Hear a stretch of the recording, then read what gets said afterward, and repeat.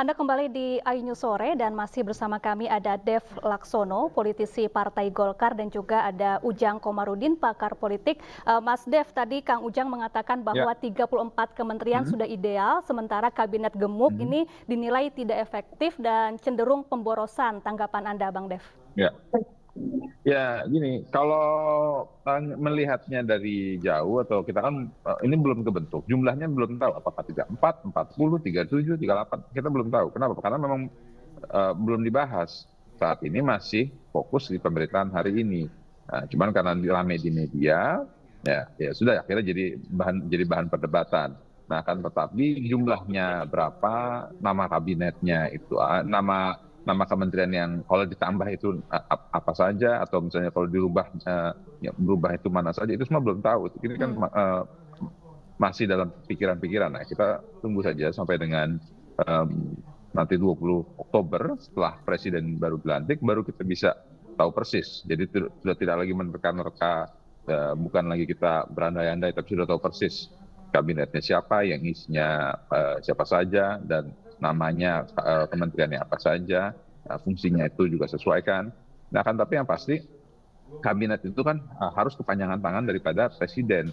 Jadi setiap menteri itu harus tahu persis apa yang dikerjakan itu adalah memang benar-benar hasil capaian pemerintahan secara keseluruhan, Hmm. bukan lagi individu ataupun partai, tapi hasil capaian pemerintahan secara keseluruhan dalam bagaimana melayani masyarakat secara banyak, begitu.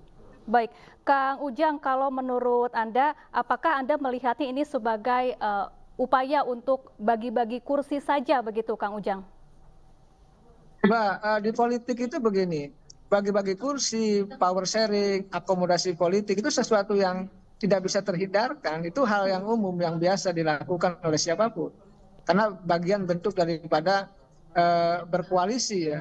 Apalagi ada penambahan partai yang kalah, itu pasti mengakomodasi kepentingan politik yang lain. Bukan berarti akomodasi politik itu berkonotasi negatif, tidak. Tergantung dari kebutuhan dan kepentingan yang ada gitu. Tetapi memang yang tadi yang saya bicarakan, kalau 40 itu apakah sudah tepat, Hmm. apakah belum, apakah misalkan nanti tidak dapat kritikan dari publik, apakah melukai masyarakat atau tidak. Ini kan pertanyaan-pertanyaan sebenarnya yang harus dijawab oleh Pak Prabowo dan timnya. Dan itu kalau argumennya benar, argumennya cocok, argumennya pas, ya rakyat juga bisa menerima. Oleh karena itu saya melihat ya dalam konteks ke depan, ya bicara konstruksi kabinet ya konstruksi ideal gitu. Ideal itu dalam persepsi saya ya memang yang paling penting adalah sebenarnya figur-figurnya, tokoh-tokohnya yang direkrut adalah orang-orang yang hebat, yang berintegritas, yang bisa bekerja, kata Pak Ya. Prabowo seperti itu.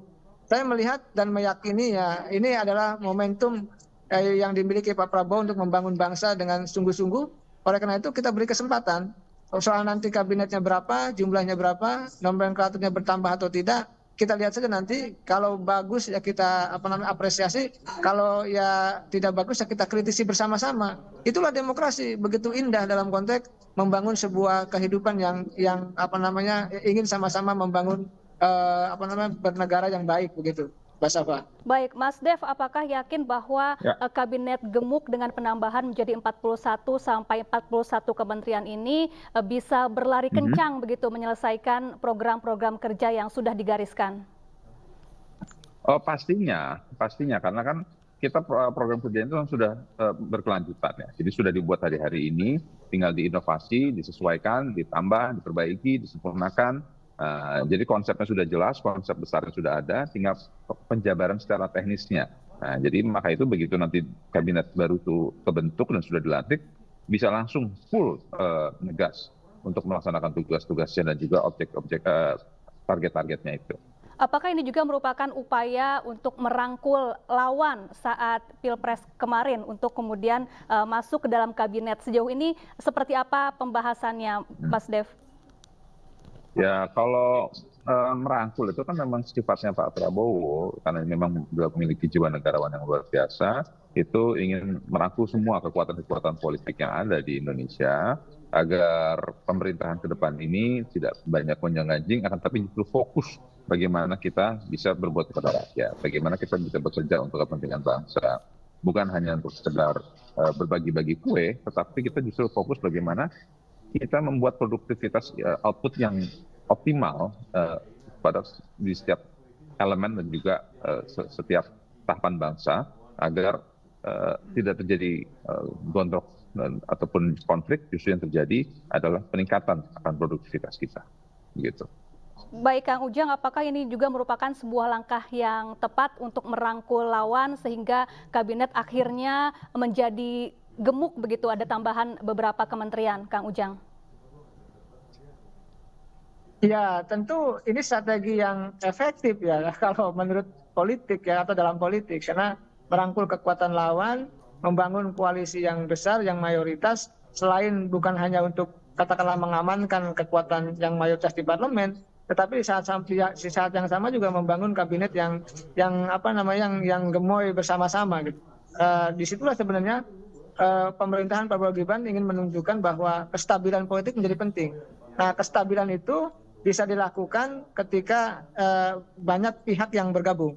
Nah, kalau kita lihat konstruksi politiknya dari Koalisi Indonesia Maju itu kan kursinya kurang dari 50% di parlemen. Maka ya butuh kekuatan partai lain, butuh armada lain seperti PKB dan Nasdem dan lain-lain.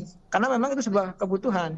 Kalau tidak ya kabinetnya akan goncang kalau minoritas. Maka mayoritas menjadi sebuah keniscayaan atau sebuah keharusan. Oleh karena itu ya tadi, kalau ada yang bergabung ya pasti akan diberi kursi menteri. Dan itu biasa dalam konteks power sharing. Kita lihat misalkan Pak Zulhas ketika PAN di tengah jalan masuk ke kabinet, masuk ya pasti dapat kursi menteri, dapat menteri perindustrian.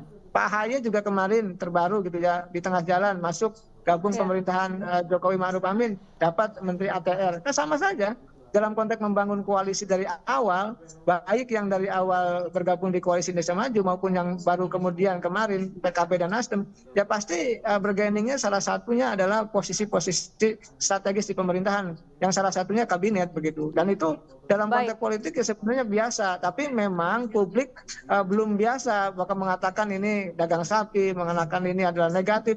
Padahal dalam politik biasa-biasa saja, selama digunakan dilakukan untuk kepentingan masyarakat bangsa negara, oke. Yang tidak boleh itu korupsi, yang tidak boleh itu abuse of power, yang tidak boleh adalah menempatkan orang-orang yang tidak tepat menjadi kabinet. Itu sebenarnya.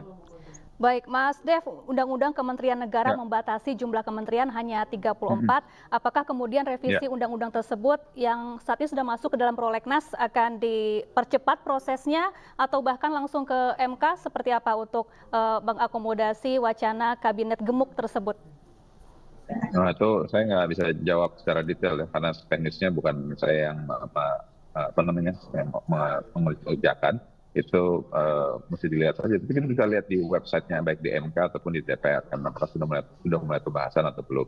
Tapi yang pasti tidak mungkin lah memulai suatu pemerintahan bila tidak memiliki landasan hukum yang benar. Jadi apapun itu pasti akan diselesaikan terlebih dahulu sebelum kita putuskan ke arah. Baik, Mas Dev, kira-kira apa pos kementerian baru yang paling krusial yang semestinya harus ada di kabinet Prabowo Gibran nanti? Ya, nanti kita akan sesuaikan dengan waktu yang ada, dengan targetnya yang diinginkan. Karena kan masih ada target menengah, target jangka panjang, sehingga kita sesuaikan juga dengan tren terkini, kementerian mana yang perlu diperbaiki dan perlu diubah, ataupun juga mesti tetap dibiarkan sebagaimana adanya, sehingga target-target itu bisa benar-benar tercapai dan pemerintahan ini ke depan ini berjalan dengan baik. Baik. Kang Ujang, kalau menurut Anda jika memang ini jumlah kementerian harus ditambah, kira-kira pos kementerian apa saja yang sebaiknya harus ada di pemerintahan Prabowo Gibran nanti maupun yang mungkin yang harus dipangkas kalau memang ada begitu, Kang Ujang? Saya nggak tahu ya Mbak, saya bukan tim perumus yang diminta oleh Pak Prabowo untuk merumuskan kabinet. Ya kalau seandainya kalau menurut pendapat Anda gitu Kang Ujang. Nah, yang jelas begini, kalaupun kementerian, kalau saya begini, kalau saya tetap memperkuat kementerian yang ada, Mbak. Jadi saya lebih pada pendapat saya yang argumentasinya kalau 34 memperkuat yang ada. Jadi yang ada itu diperkuat, misalnya Menteri Sosial, misalkan terkait bansos ditata dengan baik. Silakan yang datanya nggak bagus diperbaiki. sekarang ini kan banyak overlap, banyak tumpang tindih yang ada di kementerian. Soal nanti kementerian apa yang bertambah, jujur saya tidak tahu, Mbak Stafa, itu kewenangan Pak Prabowo ya. Saya sebagai pengamat politik hanya bisa menyarankan bahwa ya hari ini memang tadi kalau kabinet-kabinetnya belum efektif di masa Pak Jokowi harus dievaluasi, harus dicarikan solusi titik temu yang sejatinya kepentingan untuk kinerja yang lebih baik, bukan kepentingan yang lain. Itu yang harus lihat, dinilai oleh Pak Prabowo.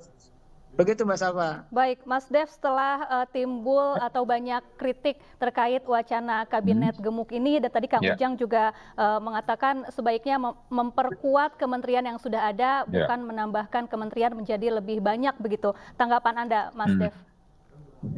Ya, kalau sikap saya itu sikap saya pribadi ya, adalah kita serahkan sepenuhnya kepada Pak Prabowo.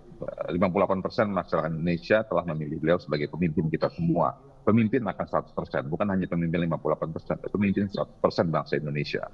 Jadi kita percayakan kepada beliau akan konsep visi dan pemikiran beliau yang telah beliau sampaikan pada kampanye kemarin. Jadi untuk beliau mewujudkan semua itu benar-benar mengabdikan hidupnya untuk masyarakat Indonesia, ya kita serahkan untuk beliau tentukan apa yang menjadi kebutuhan beliau untuk mencapai target-target tersebut. Gitu baik, terima kasih Mas Dev Laksono, politisi Partai Golkar, dan juga Kang Ujang Komarudin, pakar politik, telah bergabung bersama kami di iNews Sore. Pemirsa, sejak era reformasi, jumlah kementerian dalam satu kabinet di Indonesia tidak pernah lebih dari 34 kementerian, terkecuali di era B.J. Habibie dengan 36 kementerian dan 4 Menko yang tergabung dalam Kabinet Reformasi Pembangunan. Di masa pemerintahannya, Presiden B.J. Habibie membentuk Kabinet Reformasi Pembangunan dengan 36 kementerian, 1 pejabat setingkat menteri, dan 4 Menko. Sementara itu, Abdurrahman Wahid dan Megawati mengurangi jumlah kementerian menjadi 34 dengan 4 pejabat setingkat menteri dan 3 Menko di Kabinet Persatuan Nasional.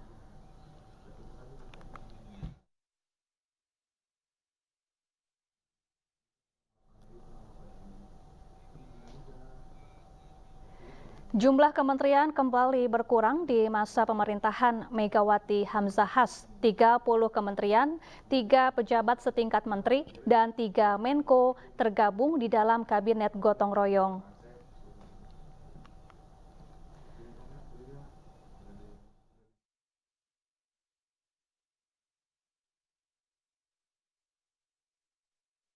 Kemudian di era Susilo Bambang Yudhoyono, Yusuf Kala, kementerian di Indonesia bertambah menjadi 34 kementerian dengan 4 pejabat setingkat menteri dan 3 Menko dalam Kabinet Indonesia Bersatu.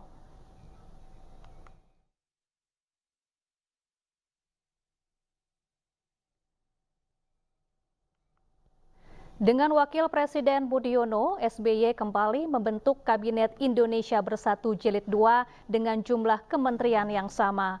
Berlanjut ke masa pemerintahan Jokowi Yusuf Kala, Kabinet Kerja Jokowi JK diisi dengan jumlah kementerian yang sama, yaitu 34 kementerian, 4 pejabat setingkat menteri, dan 3 Menko.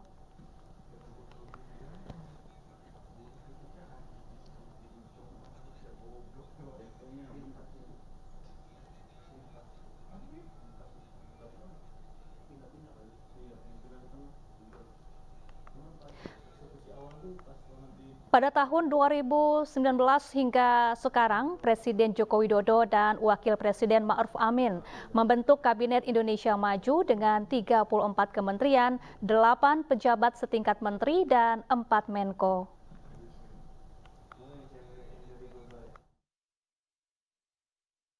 Kita beralih ke informasi lain, pemirsa. Protes mahalnya UKT di Universitas Riau melalui media sosial. Seorang mahasiswa dilaporkan ke polisi oleh rektornya sendiri. Laporan dibuat dengan menggunakan Undang-Undang ITE ke Polda Riau. Di Obral Pendidikan Kampus Universitas Riau, kali ini khusus 2024 kami punya banyak penawaran istimewa oleh Sri Indarti, broker pendidikan Universitas Riau. Beberapa jurusan... Seorang mahasiswa berinisial KA mengunggah video bernada protes atas mahalnya biaya kuliah. Ia bahkan menyebut rektornya sebagai broker pendidikan. Tidak terima dengan tudingan mahasiswanya, Rektor Unri Sri Indarti melaporkan akun yang memposting video ini ke polisi. KA, mahasiswa jurusan pertanian semester akhir di Unri ini dilaporkan atas dugaan pencemaran nama baik. Keberatan ibu itu bukan masalah yang disampaikan tentang fakultas ini nilai sekian, ini bukan. Tapi ketika di akhir videonya si mahasiswa ini menunjukkan foto si rektor dengan mengatakan bahwasanya ibu rektornya sebagai broker. Artinya brokernya lah orang-orang yang mengambil keuntungan, orang-orang yang menjual dan sebagainya seperti itu. Itu yang membuat keberatannya dari si pelapor, ibu rektor ini. Usai viral di media sosial, Rektor Unri Sri Indarti mencabut laporannya. Ia beralasan laporan awal dibuat sebelum mengetahui bahwa pemilik akun tersebut adalah muridnya sendiri. Dari awal tidak ada laporan yang dilakukan kepada mahasiswa Universitas Riau. Tetapi yang dilaporkan adalah akun atas nama Aliansi Mahasiswa Penggugat yang menyebabkan terjadi misinformasi. Selaku Rektor Universitas Riau, saya tidak bermaksud untuk melakukan kriminalisasi terhadap mahasiswa saya sendiri, tidak membungkam kebebasan menyampaikan pendapat dan tetap memberikan ruang untuk melakukan kritik, saran, dan masukan terhadap kebijakan-kebijakan termasuk iuran pengembangan institusi dan uang kuliah tunggal. Karena hasil penyelidikan di Polda Riau sudah diketahui pemilik akun adalah mahasiswa Universitas Riau, maka persoalan ini tidak dilanjutkan dan kami sudah berkoordinasi dengan Polda Riau. Selain mencabut laporan, pihak kampus juga berencana untuk mengkaji kebijakan terkait penetapan UKT. Kampus berdalih kebijakan UKT semata-mata diambil demi kemajuan pendidikan di kampus tersebut. Di Obral Pendidikan Dari Pekanbaru Riau, Indra Yoserizal, iNews melaporkan. 2024 kami punya banyak penawaran istimewa.